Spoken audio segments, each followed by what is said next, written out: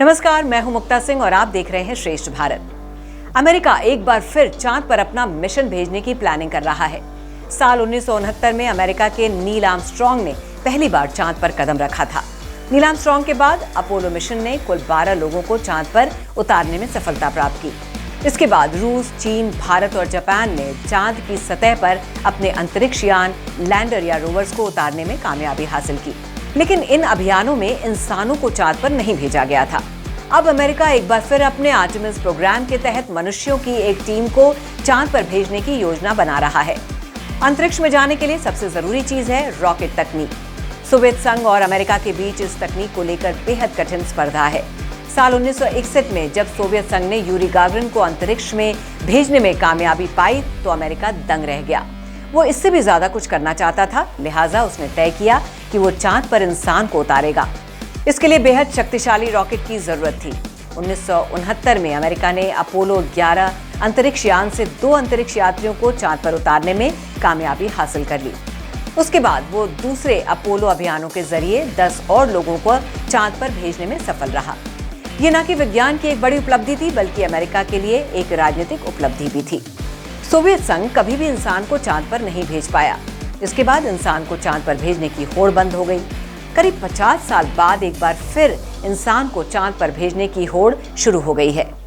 इस बार अमेरिका के लिए दूसरे देशों से पहले मनुष्य को चांद पर भेजने की रेस कड़ी हो गई है, क्योंकि इस बार अमेरिका के मुकाबले में कई देश हैं। इसमें सबसे पहले बारी आती है चीन की। अमेरिका और चीन आने वाले 5-10 सालों में मनुष्यों के मिशन को चांद पर भेजने की तैयारी कर रहे हैं, जिसके लिए दोनों ने अंतर्राष्ट्रीय भागीदारों से सहयोग शुरू कर दिया है और इसका सीधा संबंध राजनीति से है। चांद पर जाने की भी कई वजह है, जैसे चांद पर गुरुत्वाकर्षण कम है, पृथ्वी से चांद पर जाने में 3 दिन का वक्त लगता है, जबकि मंगल तक पहुंचने में 6 से 8 महीने लगते हैं। इसमें कई परेशानी भी हैं, जैसे कि यहाँ से तो चांद पर रॉकेट ले जाया जा सकता है, लेकिन चांद से पृथ्वी के लिए रॉकेट वापस लाना बेहद मुश्किल है। इसके लिए चांद पर तमाम तकनीकी सुविधाओं का होना जरूरी है। साथ ही जब रॉकेट पृथ्वी की कक्षा में प्रवेश करता है तब उसकी गति कहीं अधिक होती है।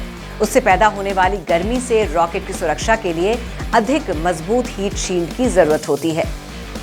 इन मुश्किलों को देखते हुए कई अंतरिक्ष यात्रियों की जान और जनता के अरबों डॉलर को दोबारा दांव पर लगाने की क्या जरूरत है?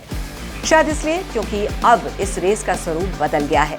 अब बात ये नहीं है कि कौन सबसे पहले मनुष्य को चांद पर ले जा सकता है, बल्कि ये है कि कौन सबसे पहले ऐसी टेक्नोलॉजी बना सकता है जिससे मनुष्य चांद पर रह भी सके और उसका फायदा उठा सके।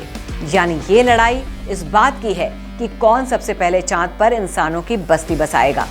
दुनिया भर के देश चांद के दक्षिणी ध्रुव पर जाने में ज्यादा दिलचस्पी ले रहे हैं, क्योंकि ऐसा अनुमान है कि यहाँ पर बर्फ मौजूद है जिससे पानी और ऑक्सीजन बनाया जा सकता है। चीन 2030 तक चांद पर अपना बेस यानी अड्डा बनाना चाहता है। अमेरिका यही काम 2028 तक करना चाहता है, लेकिन उसके इस मिशन में पहले ही देर हो गई है। वहीं अमेरिका इस मिशन की कामयाबी के लिए करिश्माती अरबपति एलन मस्क और उनकी कंपनी स्पेस एक्स पर निर्भर है। अमेरिका ने 30 से अधिक देशों के साथ मिलकर समझौता किया है कि चांद पर अनुसंधान और वहां मौजूद संसाधनों के इस्तेमाल के लिए सरकारों और निजी कंपनियों के लिए क्या नियम और नीतियां होनी चाहिए।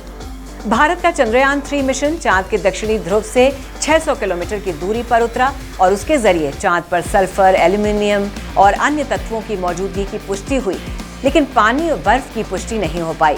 चांद पर पानी की बर्फ का पता लगाने के लिए 2026 में भारत जापान के साथ मिलकर एक और अभियान चांद पर भेजेगा।